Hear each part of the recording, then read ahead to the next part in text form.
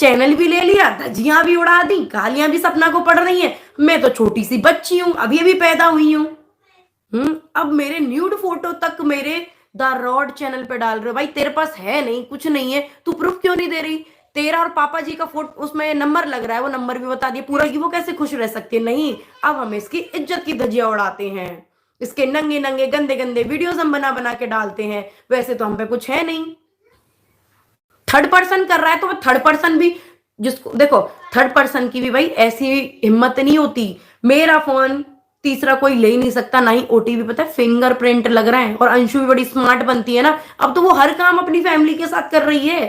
Family छोड़ो, सब पूरा झुंड बना लिया, पड़ोसी ले, दोस्त ले, अंशु, फूफा, पता नहीं भैया, पूरा ग्रुप बना के ऐसे वार कर रहे हैं। फिर बुरी कौन बन जाती है? सपना बन जाती है, क्योंकि भाई तुम कर तो सपना के साथ रहे हो। आपस welcome back to our new videos. तो आज की इस वीडियो में हम बात कर रहे हैं सपना जी की। और जैसा कि आप लोगों को पता ही होगा कि कल की तारीख में सपना जी लाइव आई थी और उन्होंने बताया कि जो द रॉड चैनल है, जो कि उनके पास नहीं है, ऐसा उन्होंने प्रूफ भी दिखाया है कि जो द रॉड चैनल है उस पर जो नंबर्स लग रहे हैं वो उनके नहीं है, वो अंशु के घर वालों के हैं। अंशु के जो जितने भी घर वाले हैं, जितने भी जन हैं, उनके नंबर्स लग रहे हैं।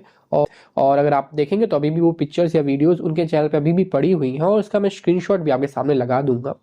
तो बहुत ही बेहुदा पिक्चर्स उनकी वायरल करने का प्रयास किया जा रहा था, तो जिसके पीछे उन्होंने साफ साफ कहा कि ये अंशु या उनके घर वालों की ही साजिश है, जिसपे उनके परिवार में ही कोई ऐसा कर रहा है और अंशु के इसके बारे में जानकारी तो है। तो अगर किसी गलत चीज के बारे में आपको जानकारी है और आप उस चीज को नहीं रोकते हैं तो आप भी उसमें उतना ही जिम्मेदार होते हैं जितना अंशु इस चीज में जिम्मेदार है। सो आप मान के चलिए कि अंशु की भी इसमें जिम्मेदारी बनती है। और इसके बारे में कल सपना जी ने सब चीजें बताई भी। उन्हें कहा कि अगर ऐसी चीजें करनी है तो आप अपनी बहू बेटियों के साथ करिए, इतना गंदा कुछ कर रहे हैं तो एक तरह से आप कह सकते हैं कि अंशु ने उनकी पीठ पे छुरा भोगा है। इतने दिन उनके साथ भाभी भाभी भाभी करके एक तरह से झूठा नाटक दिखाया, क्योंकि उनके पास उस वक्त पैसा था, पति था, सब कुछ था, सारा नाटक था।